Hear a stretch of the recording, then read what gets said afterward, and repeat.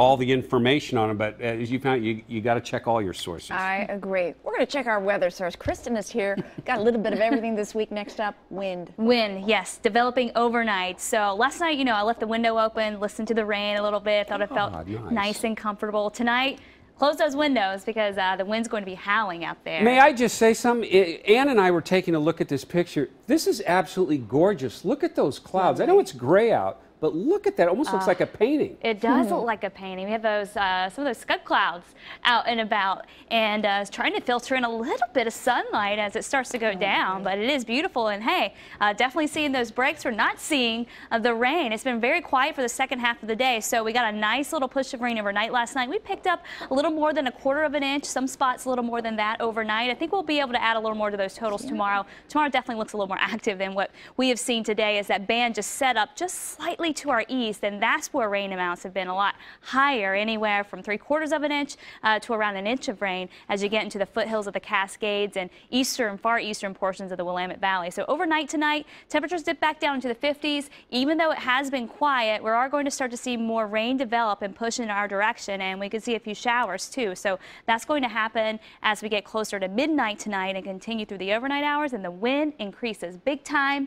We're going to see by tomorrow morning winds sustained between 15 and 25 miles an hour, gusting at times between 35 and sometimes up near 40 miles an hour. And so that's going to likely peak right at that morning commute, morning rush hour. And so it could really make for a mess. You definitely want to allow for extra time tomorrow morning before you head out the door. Looking out there right now, again, a lot of green back to our east, but here we're staying fairly quiet, just some spotty light rain here and there, and then some more showers developing in along the coast. We did have a few showers roll through St. Helens earlier, but those now are moving on out, and things are fairly quiet for now. As we head west, you can see again from Tillamook on up towards Astoria, you can see some of those showers trying to push in that way. Pacific City seeing some of that too, and then another band just to the west producing thunder. You can see all that lightning, and this is where we're going to have this front come through. That's going to bring in the gusty winds. It's going to bring in the potential for a few more downpours tomorrow, and it's going to be that part of the front that moves through that could bring in the better chance for some more rain, so we can add those totals up a little bit more tomorrow. So 7 a.m. tomorrow morning,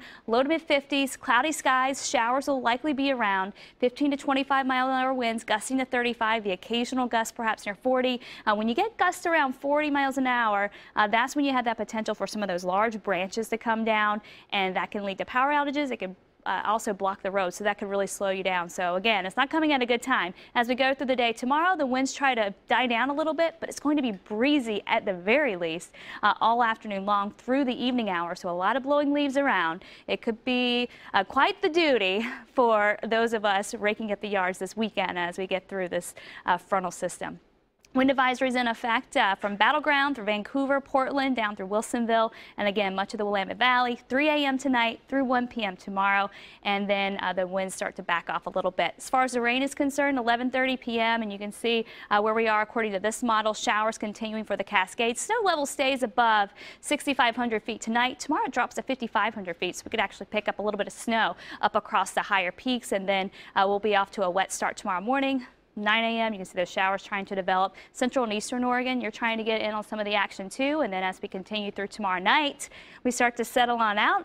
A few lingering showers early Thursday, and then we get a break from the rain Thursday, more of it arriving for Friday. Temperature-wise, 10 to 20 degrees cooler today across the valley, and we are going to continue with similar conditions, with highs staying mainly in the low 60s for the coast. Windy conditions there too along I-5, 15 to 25 mile an hour winds with those higher gusts. Central and eastern Oregon, a few showers here and there, windy down toward Bend, and then your forecast for the Cascades. Snow level at 6,500 feet tomorrow. Again, it drops, and then as we look ahead, we try to dry things out Thursday. Friday, more rain in the forecast. Saturday, the second half looks dry through Sunday, and then Monday watching for another system. So we could actually time it out right to where we get a break in between systems right over the weekend.